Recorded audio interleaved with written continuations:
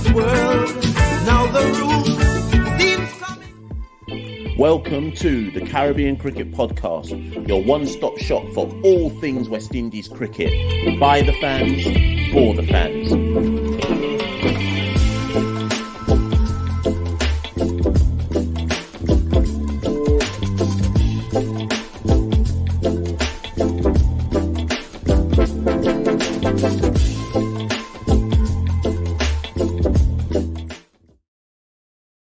Yes. Welcome back to another edition of the Caribbean Cricket Podcast. I'm one half of the Caribbean Cricket Podcast, Machel Santokie Hewitt, and with me as ever is my partner in crime, Santokie Nagilendran. Santokie, how you doing? Yeah, all good, Mash. The things we do for content, you know, it's about 29 degrees here in London. Everyone's hot outside, enjoying themselves. Me and Mash, we locked ourselves indoors. You know, we're putting the work in. We're here to drop another video reflecting on West Indies, you know, 3-0 series lost to England. We're here. You know, the people called for it. The people demanded. We're here with the big player rating show where we're going to rate each player that took part in the series a mark out of 10, Mash. Indeed we are. And yeah, we've done the review show. We've done bits and pieces here and there. As we're recording right now, Santokie, the West Indies Championship 11 is 358 for 7 at lunch on day 2 against South Africa. And of course, people are immediately calling for Jeremy Solozano to get into the West Indies Test team. They're calling for Shamar Springer to get into the West Indies Test team. Such are the standards in West Indies cricket that if you get one score, people now just call you straight into a team regardless.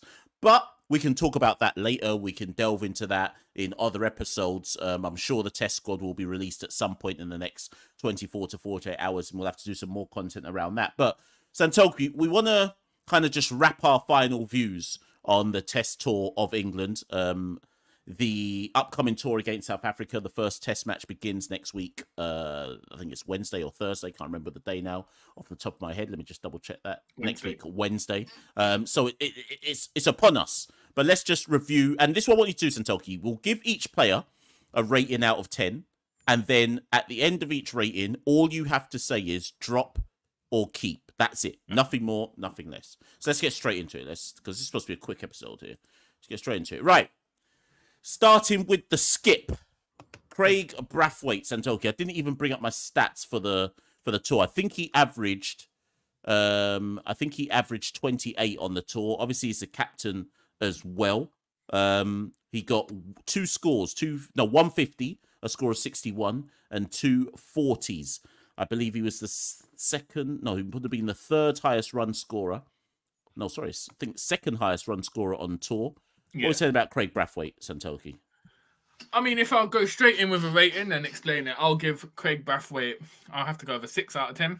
I think at Lords, it was abysmal from him based on his standards. I think he kind of got stuck. He soaked up a lot of balls. He wasn't taking singles. He didn't score much. Whether you get like a 4 and a duck or something like that. Admittedly, Jimmy hit him with an in-swinger at Lords, which was unplayable. Most batters in the world would have got out by that. But by Craig Brathwaite's standards, Lords was abysmal. He came back, and it's interesting, Mash, because he sort of changed up his style from what we know. At Trent Bridge, one of the innings, run a ball, essentially, 47 or 48.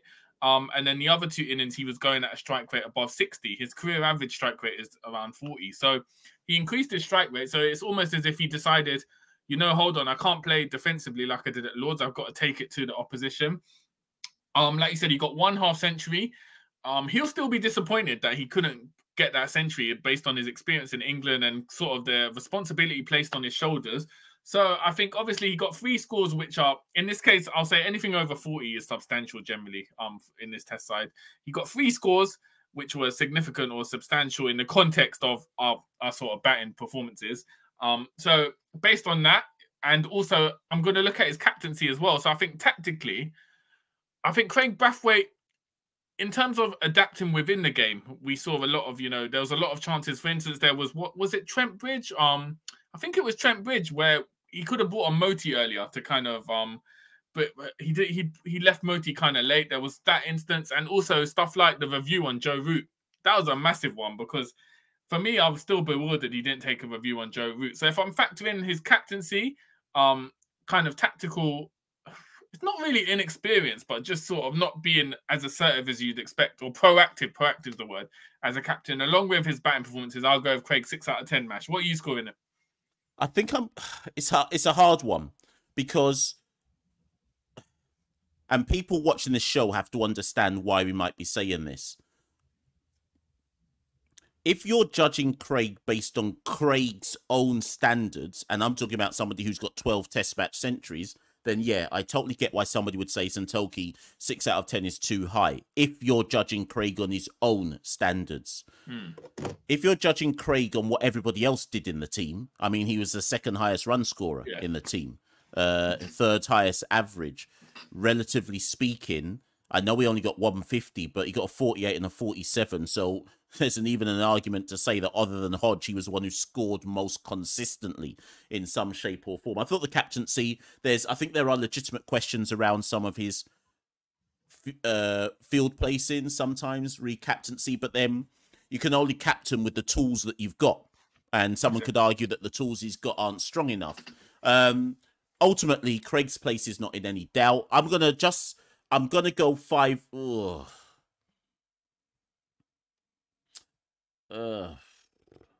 It was a return to form of sorts. And I do think that that increased strike rate that he batted at did help Mikael Louis in the long run. I think he helped Mikael Louis not feel as under pressure on what was Louis' test tour debut. 5.5, I reckon, is what I'll go with. But I'm not too bothered with the 6. Let's keep it moving. Cool. Mikael Louis Santokie. So test debut, test tour and test debut. He was the 3rd highest run scorer on tour, which has kind of gone under the radar, Santokie. Maybe that speaks to how down bad the tour was, but he was the 3rd highest run scorer, 162 runs at 27 apiece, cashed in right at the end in the final innings at Edgbaston with a 57. Every single innings, you could argue that Louis got a start, Santokie. So he got 27 and 14 at Lords, 21 and 17 at Nottingham, and then 26 and 57 at Edgbaston. He, in and of himself, will probably feel disappointed because he's just come off a stellar first-class season, pure hundreds, 50s, top run scorer. Of course, the jump from West Indies down bad domestic cricket to the highest levels of international cricket is huge, right? He was promising to me because he showed me that he's got the raw ability and the raw tools to work with. Obviously, there's an issue outside his off stump. There's an issue that he's primarily a front foot player. There's some weaknesses that he's got to iron out. But then I look at the fact that he's only 23 years old. Like, if he was the finished article already, then we'd have a brilliant player on our hands. So, in the context of it being his first tour, and in the context of him getting starts and playing, actually, I should say that he played a lot of balls. He faced, in fact, believe it or not, Santokie, he faced the most deliveries in the whole series, 344 deliveries. No one else played as many deliveries as him or stayed at the crease as long as him. I think because he's on test debut, I'm going to give him 6. Yeah, I was going to go with 6. I think, as you said, there were promising signs at Lords. In the first 10 overs, he hit a 6 on the leg side, showed his confidence, batted quite elegantly in the starts that he did get. It was just a shame we didn't get to see him push on until the final test at Edgbaston. But even that, bringing up his half century with a swipe over mid-wicket, showed his confidence. So I think, bearing in mind it was his debut, it was tough as well because Craig Brathwaite went early in a lot of the innings as well. So he suddenly had to bat, and Mackenzie went as well. So it was like he was suddenly trying to have to bat with different partners and get used to that. So as you said, Mash, he's young. We can't expect him to be the finished article, sorry. It was always going to be tough first series away in England. So I think 6 out of 10 is respectable. Obviously, there was some, I know the English broadcasters picked up on his inability to play off the back foot. So there's some technical failings which picked up, but it's something that I think he'll work on, and I think we'll definitely see him improve. Probably it wouldn't surprise me against South Africa if he puts together bigger scores, just because it'll be home conditions. He played a lot of his first class games this season in Trinidad and Tobago, so and he's used to them low pitches as well, slow pitches. So promising start. It's just a shame you couldn't push on, but I think 6 out of 10 is fair, Mesh.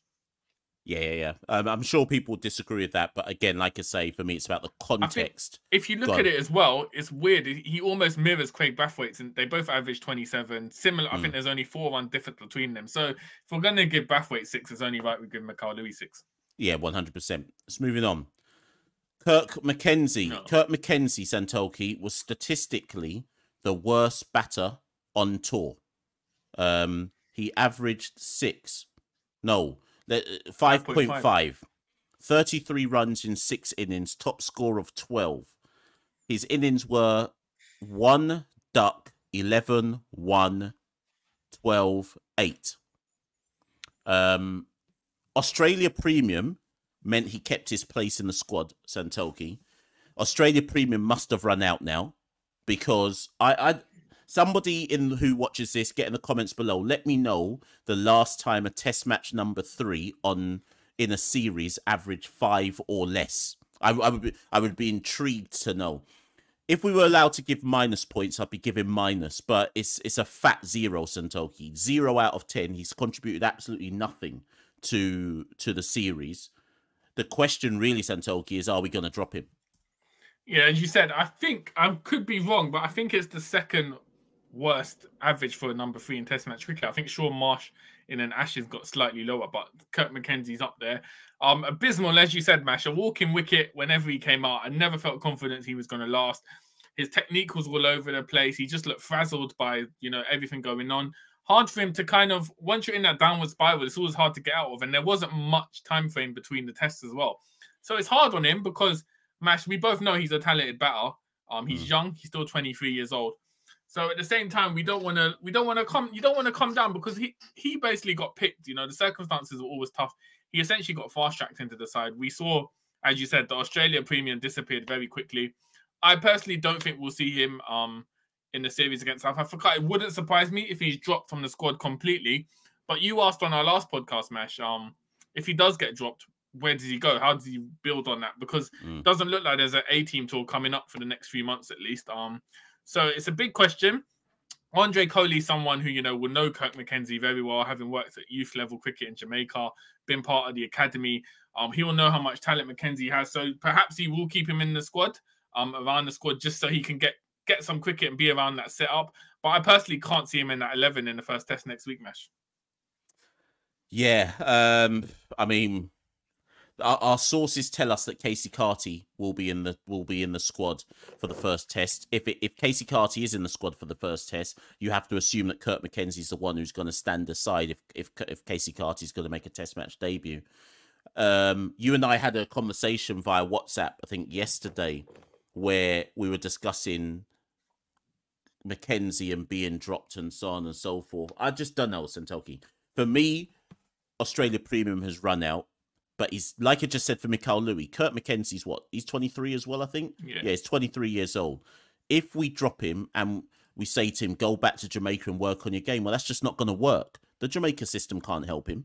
So I don't mind them dropping Kirk as long as they've sat down with him and they have a clear developmental process in place to make sure that his confidence isn't completely shattered and that we don't ever see him again in West Indies cricket, because we've seen that before.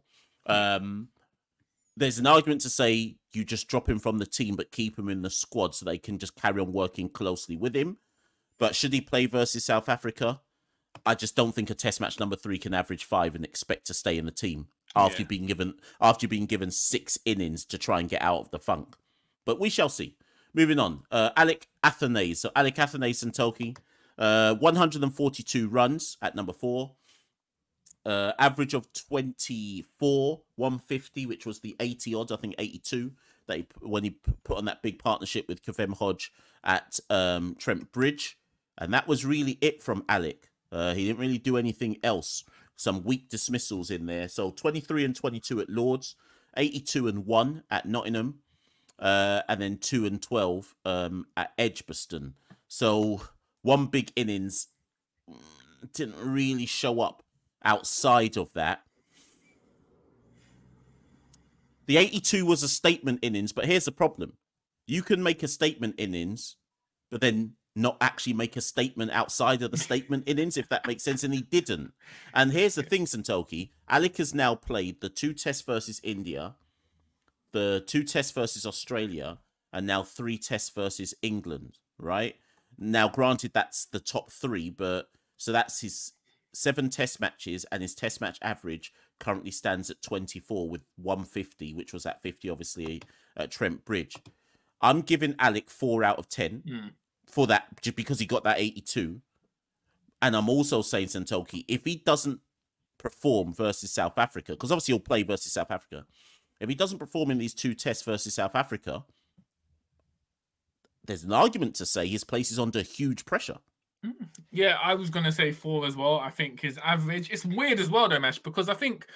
Because aesthetically, Afanase has a really good technique and his shot variation is quite good. He's kind of gone under the radar in terms of, you know, criticism. But it was a disappointing tournament for him. That 82, the partnership he put up with Kavem Hodge at Trent Bridge, showed what he's capable of. It's just, as you said, Mash, you can only make a statement innings if you're going to back it up. You have to back up that statement. In and of itself, you can't just have one big inning. So it was disappointing because we know Afanase is a classy batter. He just wasn't able to get any big scores outside of Trent Bridge. And as you rightly said, I think the series against South Africa is going to be tough. But Match, it's like you rightly tweeted out. We've gone with the youth man policy, and we've essentially thrown in the youth man against India, Australia, and England, the big 3 in Test cricket. So it's been tough on these guys. You know, I don't know how much they would be. I'm sure they'll be disappointed because they're all talented professionals.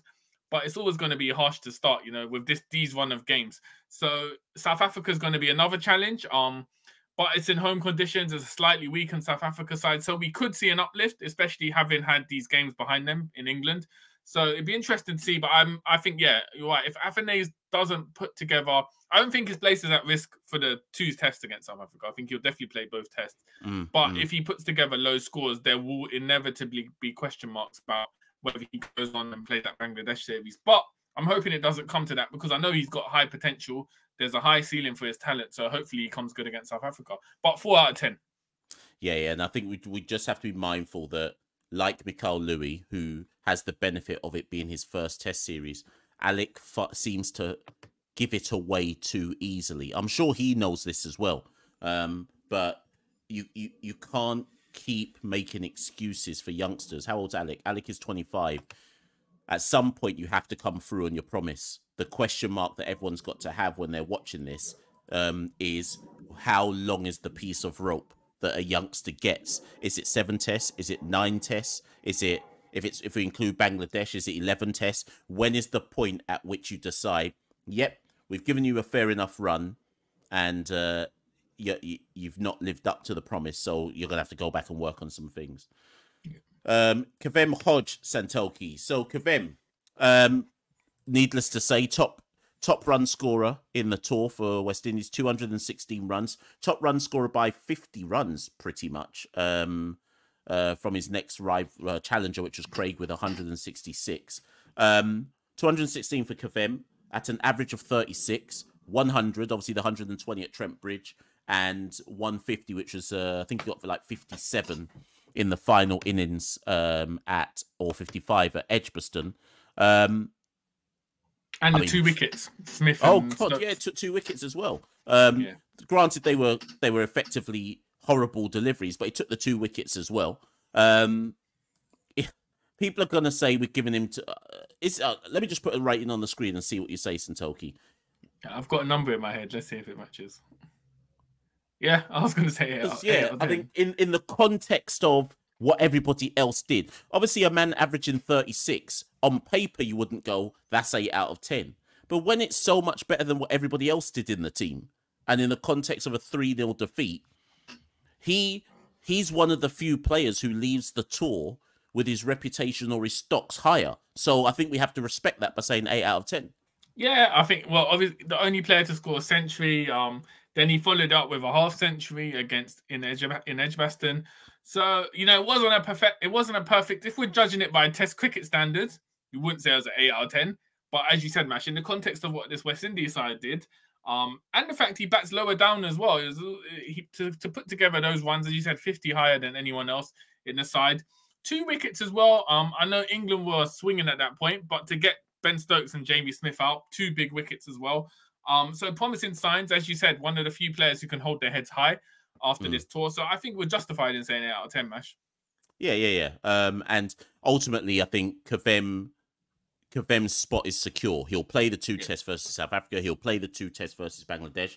And he'll play the 2 tests that we've got at the start of next year versus Pakistan. That's what happens. When you play well in a series, the premium extends. So he had an Australia premium. I think he got the 70-odd with Josh in Australia. Now he's got an England premium. So that sees him through to the rest of this year and through to the start of 2025 in Pakistan. Man said it's a video game out here. You get that immunity on the next level. Fam, West Indies players are playing. You know when you have to reach the checkpoint. Man are just running to the checkpoint, guys. And behind, you know when the fans are running behind them, just cussing, and man are trying to reach that checkpoint.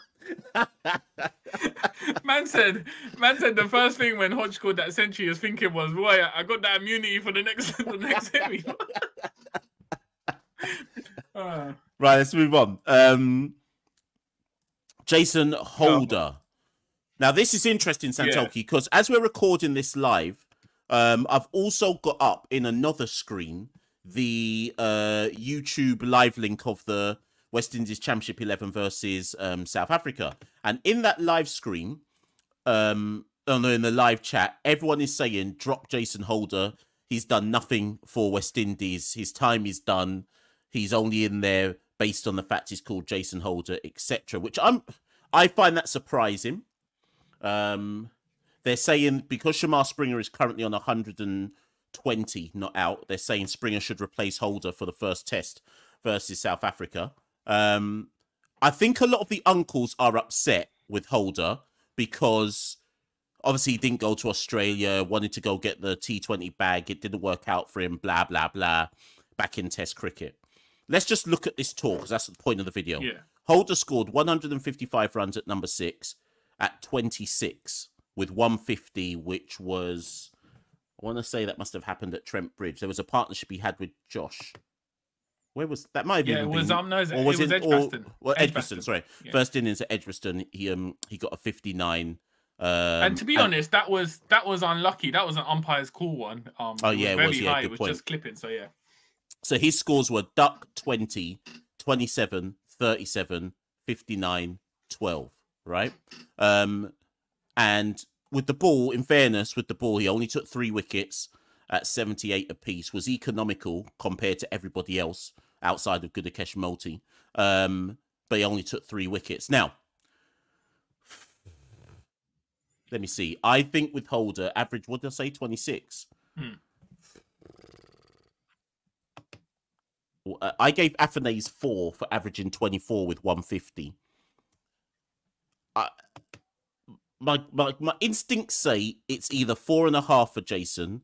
You may say 5. Yeah. Now, the problem I accept that people have is Jason batting 1 spot too high at 6? Possibly at 32 going on 33. Maybe he shouldn't be batting 6 in this West Indies team. But it all depends. What did people expect from him? That's what because I think there's this issue in West Indies cricket where people look at Jason Holder and say, right, they see Jason Holder and say Jason Holder at his peak, whatever that is for people. Maybe that's somebody who averages 30 in a test series and wickets are under 30 with the ball, right? That didn't happen on this tour. But in the context of performances on this tour, Jason was, 1 second, he scored more runs than Afanase. He scored more runs than Kurt McKenzie. Okay, so Afanase is our number 4. McKenzie is our number 3. So my point is any criticism you're going to have of Holder, you then have to acknowledge that he batted better than people who are supposed to be batting better than him. So that's not to defend him, but I think I'm just trying to put it in context. Where do you stand on all of this, Santokie? Yeah, I was going to go with 5, just because I think if you've got Shamar, Alzari and Seals in the side, I don't think Holder's necessarily in there to get bucket loads of wickets. He's there to control it from the other side. And he did that to an extent. His economy was a lot lower than the other bowlers. He kind of held it down from another end. So he played that role. He's never going to be the strike bowler in the side. So that's one thing. But when you factor in Mash, only one score above 50 is his third tour of England. He's a senior player. He had that run of county games for Worcestershire. Everything was set up for him to perform with the bat, and I think that's primarily why he's in the side as well. So I think he'll massively be disappointed. I don't think we'll see him get dropped. I don't think that's in the equation for now. But with age creeping up on Holder as well, there will inevitably be questions asked. So I think a very disappointing tour for Jason Holder. 5 out of 10. I was tempted to give 6 out of 10, one extra mark for him pulling up on you at the warm-up game in Beckenham to say you're too negative. But based on performances, we'll go 5 out of 10. Yeah. For sure. He did. You know what? I didn't actually mention the fact he took some catches. Some great catches at Edgerton, but that's not enough. That's probably not enough to give him any rating points. Josh Da Silva. So Josh Da Silva was our second highest player in terms of averages if we take out Gudakesh Multi not losing his wicket. Da Silva averaged 32 at number 7, 150, score of 82, not out, which I think, I can't remember when all of his, so remind myself. So at Trent Bridge, so Josh scored duck 9 at Lords, 82 not out and 14 at Trent Bridge, and then 49 and 5 at Edgbaston. And that he ends with an average of 32. I thought he was tidy behind the stumps.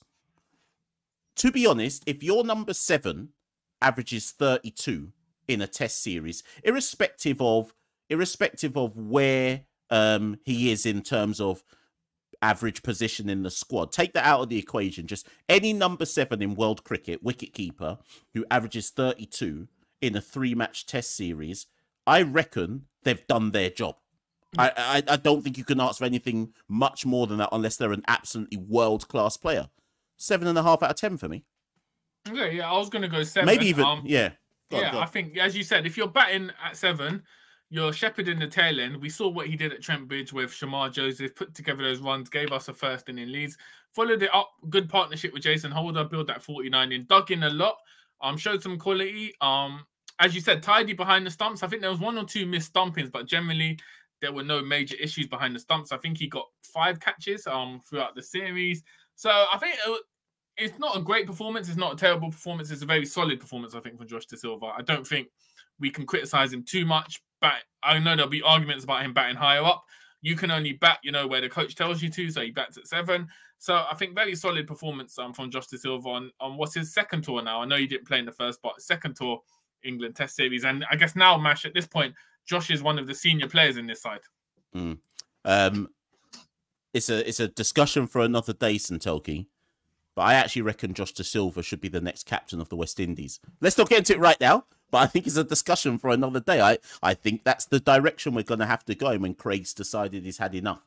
But let's move on to Gudakesh Santokie. The king Santokie. First, let's talk about him with the bat. So Santokie had 4 innings at bat, was only dismissed once, which means he ended up with an average of 61. Santokie.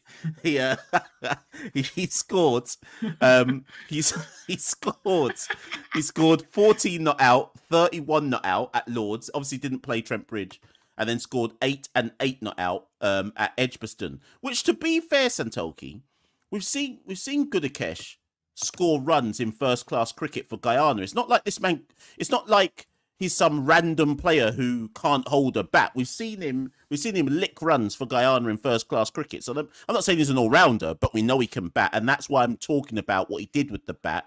Because if anything, Santokie, there's an argument to say he showed more batting ability and responsibility than Alzari Joseph did, and Alzari Joseph is down to coming higher than him, if you see what I mean.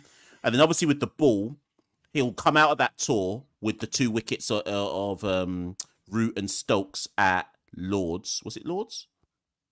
I think it was Lords at Yeah, Lords, and then Root and then Root at Edgbaston. It's a shame that he didn't play Trent Bridge. I think we missed him badly at Trent Bridge, and it's weird, Santokie, because he only took 3 wickets in the series. His economy was 2.91, Santokie. To put that in perspective, no one else in the team had an economy under 4. And Multi went at 2.91 in the 35 overs that he bowled. So in a weird way, Santokie, even though he's not had a brilliant tour where it's like, oh, and he did this and he did that, his stocks have been raised coming out of this tour, even though he hasn't really got the figures to show it. I'm going to go 7 out of 10 just because he hasn't really got the figures to show it, but I think his stock's been raised. Yeah, I think he would never he only bowled 2 innings basically because England won by an innings at Lords. Edgbaston, the second innings, they chased it in whatever 5-6 overs, so he didn't bowl. So he only really had two innings to display it. Lords was a green top. It wasn't turning much, but he got turn out of it both ways somehow. Bamboozled Stokes, bamboozled Root, and Mash, that got people talking. We were in the press box at the time. They were like, English journalists, where's this guy come from? Where's this guy been hiding? So I think his raw talent was there on display. And being a spinner as well, what is he, like 30 years old? Feasibly, you could have 8 to 10 years left as a spinner in the West Indies side if you've got that talent. So it was a promising series for Moti. I would have liked to have seen him bowl a bit more. It's a shame, as you said, he missed out at Trent Bridge, especially when what we saw Shoaib Bashir do on the last day 4. If we had Moti, who knows what would have happened. And just to give us some control, like you said, 2.9 economy. So I agree, 7 out of 10. I think the batting is a bonus, as you said. He showed a lot of temperament and applied himself. And rightly, as you said, he's got a high score of 110, I think, against the Leeward Islands last season for Guyana. So he can bat. He's not like an aimless number 11 type player who will swing. He can bat and apply himself. So yeah, a good series for Gudakesh Moti, 7 out of 10. It felt more like a cameo from him just because he missed that second test and Lords was so quick. But promising signs, and I'm expecting him to do a madness against South Africa in Trinidad and Guyana. Yeah, same. I'm fully expecting South Africa to be in problems when Multi pitches up at Providence and Queen's Park Oval. But sorry, what did you say? Did you say 7 out of 10? Yeah, 7. Yeah, cool. Okay, let's move on. Who is next? Alzari Joseph. Do I even have Alzari? Do I have an Alzari? Here we go. So Alzari Joseph. Where is Alzari? Alzari Santokie with the bat, an average of 9. With the ball, 10 wickets. So he was the second highest wicket taker. Those 10 wickets came at 45 apiece with an economy of 6.12. Okay, I'm gonna 10 wickets. People look at the 10 wickets, but the 10 wickets came at 45. Economy 6. Nobody else had an economy over 5 in the whole series. Okay, 3 out of 10. I'm saying, and the reason why I'm saying 3 out of 10, people think I'm gunning for Alzari. That's not the point whatsoever. Everything's got to be in context. And the context for me with Alzari Joseph is, of the seam bowlers who were there, he's far more experienced than Shamar Joseph. He's far more experienced than Gudakesh Moti. He's far more experienced than Jaden Seals. And Holder's not a frontline seamer. So we can't compare there. Once Kimar Roach was injured, Alzari's the most experienced seamer we have there. And he bowled as if he'd never been to England before. That's my issue with his performance. When we needed him to bring control, I am not convinced he brought control to proceedings. If anything, he lacked control. And it's all relative to how, like, he's played how many international games? 36 now? You've got to do better than that. You've got to. So 3 out of 10 for me. Yeah, I was going to say 4, but I'm happy to go with 3. I think, as you said, people will look at the 10 wickets, but it's the manner of how they came. It sort of reminded me of in a T20 match towards the end when the batters are all teeing off and the bowler manages to get wickets because they're teeing off. Alzari got a lot of those wickets because England were pushing and they were essentially just swinging. At Edgbaston, we saw glimpses, especially his period of bowling towards Ben Stokes, where he used the short ball really well. But then on the flip side, we saw at the end of that innings how badly he used the short ball against Gus Atkinson. I think Gus Atkinson hit 2 or 3 sixes. So very inconsistent from Alzari. Went for over 100 runs in, 3 of the innings. Not what we expect, Mash. As you've always said throughout the series, someone, vice captain, leader of the pack, he didn't lead. And I think that's the biggest disappointment from Alzari. Experienced player. a lot of people, including myself, said obviously it could be fatigue from that World Cup. But again, we don't want to excuse it based on that. It'll be interesting to see how he comes back if he plays against South Africa with Kemar Roach looking fit again. There could be question marks over that. But disappointing for Alzarri. I feel like we'll get on to Jaden Seals now. If Jaden Seals really needed that support, if West Indies were to be truly competitive in the series. Say Kemar Roach is fit. Right? So, and assuming Shamar Joseph will be fit to go, maybe they'll rest Shamar Joseph. But let's just say going into Queen's Park Oval, we have the following available. Alzarri, Shamar, Jaden, Kemar, that's 4. Gudakesh, that's 5. Forget Jason Holder for a minute. Just look at those 5. 5 don't go into 4 positions. Who's holding the drop for you? If all of those 5 are fit, who's holding the drop? I think Alzarri for me, you know. Right, and that's why I wanted to see if you'd say that, because I think it's out. I think if Shamar Joseph's fit, Alzarri Joseph sits down. But okay, drop's probably the wrong word. Maybe rested is a better word. But right now, I think such is his form that he could arguably be told not to play at Queen's Park Oval, but we shall see. Right, last 2 players. Kevin Sinclair, who I do not have a name for, so we'll move without. Kevin Sinclair, he only played the 1 test match. Which one was that? Oh, it would have been Trembridge. Got licked down by Mark Wood, broke his wrist or forearm, so he won't be playing in this test series versus South Africa, you would imagine. With the ball, he was tidy-ish. 3 wickets at 50. Economy 4.08. He was tidy without being Gudakesh multi-level effective. It's harsh, Santokie, because obviously Sinclair has been heralded in the region because everyone's like, oh, he can bat. I think he was the third highest run scorer in the domestic championship. But I think he found out in this series there's levels to this, and that it showed the kind of level between being the third highest run scorer at domestic level and then having Mark Wood terrorizing you at 90 plus miles an hour. So that doesn't mean I'm not rating him. I'm just saying, even if you're good at domestic level, you can realize that there are levels. Yeah, 100%. I think it's always going to be tough coming in for 1 test. Relatively inexperienced at this level. And as you said, I think he saw the levels. That Mark Wood spell in the second innings, bowling pace, what did he end up? He ended up fracturing his arm or breaking it, something like that. 90 miles an hour for deliveries from Mark Wood. So kind of it was a real reality check for Sinclair in terms of what you need to do to get runs at test level. With the ball, what did he get? Did you say 3 wickets? 3 wickets at 50. I don't think you can ask too much more for someone, a spinner coming in for 1 test in England. So it's hard to rate Sinclair. I'd probably either between 4 or 5. I think based on the fact he was brought in as well. Well, he wasn't brought in for that, but his runs, as you said, he's put on runs at the first class level, 3rd highest run scorer. The fact he only scored, 4 and a 1, it's a massive disappointment. But he did with the ball, he kind of filled in for Moti. So I'll probably give a 4, just because might be harsh, but I just feel obviously we didn't see enough from him. But I guess how much can you show in 1 test, basically? Yeah, and this is almost why I don't want to put up a score for him, because he was just an injury replacement. Yeah. But his time will come again. Moving on, last it is 2 more. Jaden Seals, Starboy. So Jaden Seals, 13 wickets. He was our he won the West Indies Player of the Series award. 13 wickets at 27 apiece. He took 4 for 77 at Lords, 2 for 90 and 4 for 97 at Trent Bridge. 3 for 79 at Edgbaston and none for 11.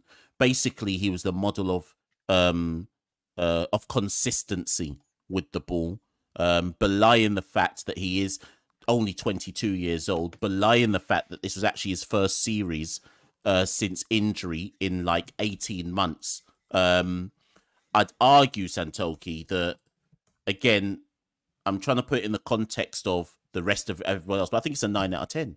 In the context of how far above his peers he was and the fact he's coming back after 18 months. Yeah, I think in that context, it's fair enough. Performed with the ball. As I said earlier, it's a shame he didn't get support from the other bowlers, but there are various factors to contribute to that. But if we look at Seal's performance, he sort of justified why when Phil Simmons was head coach, Phil Simmons tried not to overwork him. And really that focus on red ball cricket that he's had this year has really paid off for him.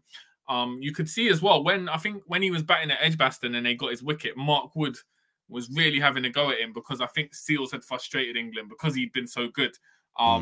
So Seals, as you said, the star boy, performed well, knew his line and length. It's interesting because I'm assuming he got that because he played at Sussex, so he got used to conditions, England conditions. But then begs the question, what happened to Holder?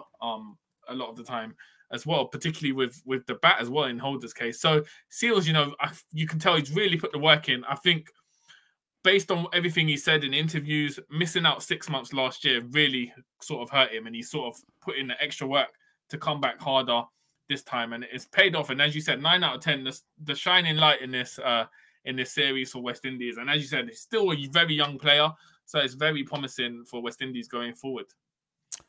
Yep. And then finally, to end, obviously, and we don't need to talk about Jane in South Africa, he'll be playing. Lastly, Shamar Joseph. So, boy, what do we say about Shamar Santokie? So somehow, Shamar Joseph ended up playing every single game. Obviously, Jeremiah Louis got injured for the last game. If Jeremiah Louis had been fit, maybe Shamar would have been told to sit on the bench for the last game. So it led to Akeem Jordan coming in to replace Jeremiah Louis.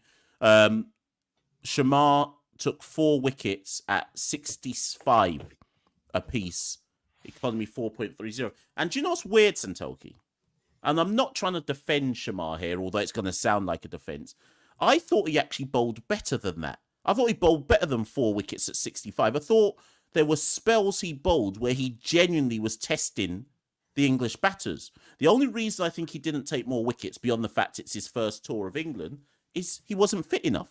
I just don't... Something was missing for Shamar on this tour, and the word I want to use is I felt like he was missing a bit of zip. You could tell he couldn't. You could tell he couldn't bowl full tilt. Lords, he basically hobbled his way through that Test match.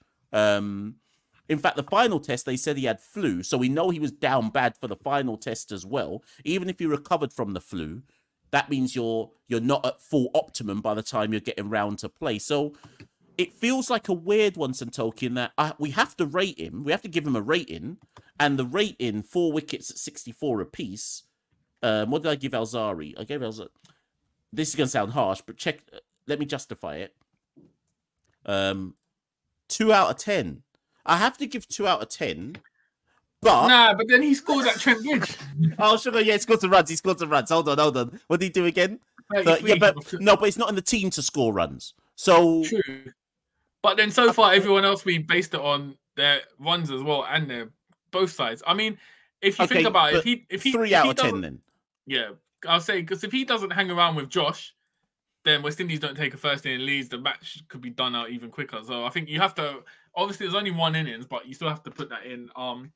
But going back to what you said, Mash, I think he was just missing zip. Pulled up at Lords, hobbled off early, pulled up again at Trent Bridge, and then had the flu, and it was only on the day they made a call. I just feel if you had a player who's been injured in the first few tests and has the flu, surely you just pull the plug on him, Ash, and say, look, like Akeem Jordan just come in, surely, because he was never 100% fit. And it was a shame because I think fully fit, and don't forget as well, because of the hurricane, he only came in 4 days before the test started. True. Missed the warm-up match.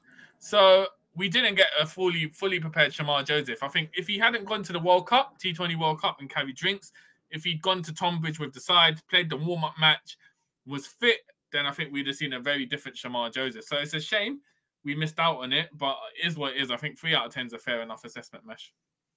Yeah, and like I say, before the Guyanese come for me, I'm not saying 3 out of 10 because I don't think Shamar Joseph is good. I just think that there were mitigating factors which prevented Shamar Joseph playing at his optimum. And if anything, my critique is that we didn't take him out of the firing line. Now, do I expect him to not play versus South Africa? No, I expect him to play. But, Santokie, actually, let me just ask you this. If Shamar still isn't at optimal fitness, would you rest him for the first test at Trinidad to get him ready for Providence? Yeah, I would rest him. I think if he's not fit, if he is, obviously he plays, but I think if he's not fit, you got to rest him. And then it's a catch-22. We don't have enough unless they make 2 big calls. That means Alzari will play if Shamar's not playing. And then exactly. It's the same cycle. So it'd be interesting to see a lot of dynamics with the bowling in terms of everything going on. Batting wise, we just expect Kurt McKenzie to change. If that, they could surprise us and play McKenzie, give him that run. Bowling, I'd expect with Roach fit. He's currently playing in a warm-up match. Surely Roach comes in. So it'd be very interesting, Mash. And you'll be live at the Brian Lara Cricket Ground in Trinidad and Tobago, up there giving us that content live in the cup. Yeah. So I had a conversation yesterday. Well, I don't know. Maybe there's an outside chance I might be doing some radio comms when I'm out there. TV, I wouldn't expect TV, but I may just storm the TV box, run down man like young Badgery.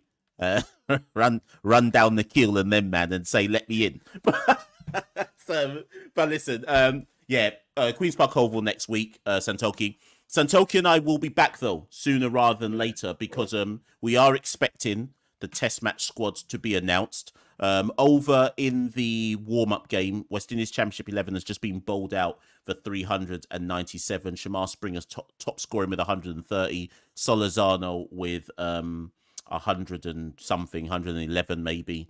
With the top Bishop got 50 as well. Just because people say it in the comments, Santokie, quickly, and then we'll wrap it. So just to confirm what we would say as CCP, McKenzie out and who in? What's Solazano saying, man? Number 3. I think realistically, McKenzie out and Casey Carty in based on right. But then the thing is, as well, Casey Carty, are they basing it on a warm-up match or are they going to wait till the warm-up match is finished? So there's a lot of things there as well because Casey Carty's obviously scored 24 in the warm-up match. We don't know what he's going to do in the second innings. Are they haven't named the squad yet, so are they waiting for this warm-up match to finish? There's a lot of dynamics in there. So most likely candidate leading it is Casey Carty for a debut. But this is West Indies cricket. We never know what's going to happen. Anything could happen, right? Okay. And if Roach proves his fitness, Roach in, you're saying.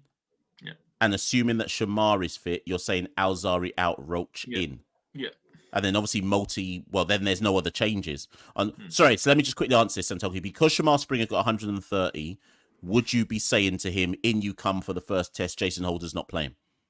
No, not based on one performance in the warm-up game. You? I wanted you to be the one to say that because I'm telling you, uncles are going to get in the comments below and say, Shamar Springer should be playing the first test. He just scored 130. Holder's got a Holder drop. So I thought I'd just check that. I'll just check your answer just now. Anyways, listen, people, that's been another episode of the Caribbean Cricket Podcast. We'll be back soon, no doubt. May even be later today if the test squad comes out. We'll see. We'll sit down and do some and work out some dates to record some stuff. See you all soon. I didn't even put any point in the show. As ever, apologies, people. Should be doing this at the start. Find us at Carib Cricket, Twitter, Instagram, all the social. You can see at the top of the screen. Like, share, subscribe on your way out. We're nearly at 10K. So subscribe, please. And if you want to support the Caribbean Cricket Podcast, any little bit helps. Go to www.patreon.com/Carib Cricket. I've been Machel St. Patrick Hewitt. Santokie's been Santokie. See you soon. We rule the cricket world. Now the rule seems coming. Welcome to the Caribbean Cricket Podcast, your one-stop shop for all things West Indies cricket. By the fans, for the fans.